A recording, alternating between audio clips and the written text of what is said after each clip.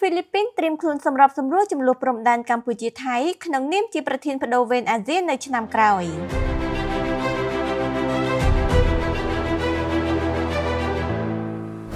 ស្របពេលដែលភាពតានតឹងតាមព្រំដែនរវាងកម្ពុជាថៃកំពុងមានសភាពក្តៅគគុកប្រទេសហ្វីលីពីនបានប្រកាសត្រៀមខ្លួនរួចជាស្រេចក្នុងការដើរតួជាអ្នកសម្រុះសម្រួលដើម្បីជួយរកដំណោះស្រាយសន្តិភាពប្រសិនបើភាគីទាំងពីរយល់ព្រមប្រើប្រាស់យន្តការរបស់អាស៊ានការប្រកាសនេះត្រូវបានធ្វើឡើងដោយក្រសួងការបរទេសហ្វីលីពីននៅក្នុងកិច្ចប្រជុំរដ្ឋមន្ត្រីការបរទេសអាស៊ាននៅទីក្រុងគូឡាឡាំពួរប្រទេសម៉ាឡេស៊ីកាលពីថ្ងៃច័ន្ទដោយបញ្ជាក់ថាហ្វីលីពីននឹងចូលខ្លួនមកជួយដោះស្រាយពេញទំហឹងនៅពេលខ្លួនទទួលតំណែងជាប្រធានបដូវវេនអាស៊ានចាប់ពីខែមករាឆ្នាំ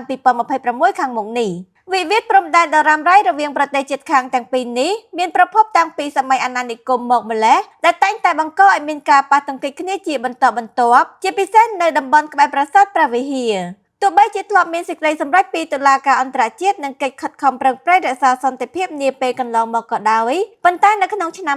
2025នេះចំនួនបានផ្ទុះឡើងជាថ្មីយ៉ាងខ្លាំងក្លារហូតឈានដល់ការប៉ះទង្គិចគ្នាដោយអាវុធនិងការចោទប្រកាន់ពីការប្រើប្រាស់មីនស្ថានភាពដ៏អាក្រក់នេះបានបណ្ដាលឲ្យបទឈប់បាញ់កាលពីខែកក្កដាត្រូវបរាជ័យហើយថែមទាំងបង្កឲ្យមានការបាត់បង់ជីវិតការភៀសខ្លួនរបស់ប្រជាពលរដ្ឋស្លូតត្រង់និងការបិទច្រកព្រំដែនសំខាន់ៗដែលប៉ះពាល់ដល់សេដ្ឋកិច្ចយ៉ាងខ្លាំង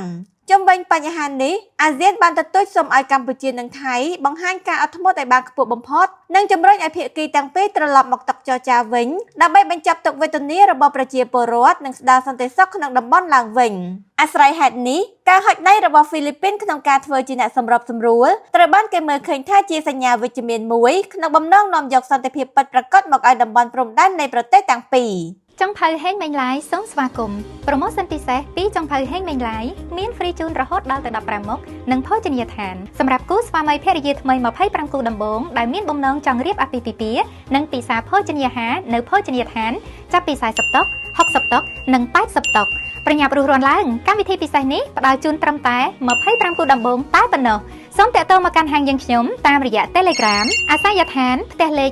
96ផ្លូវ 3BT សង្កាត់បឹងទំពុន1ខណ្ឌមានជ័យរាជធានីភ្នំពេញឬតាក់ទងតាមរយៈទំព័រ Facebook Page ផ្លូវការហេងមេងឡាយ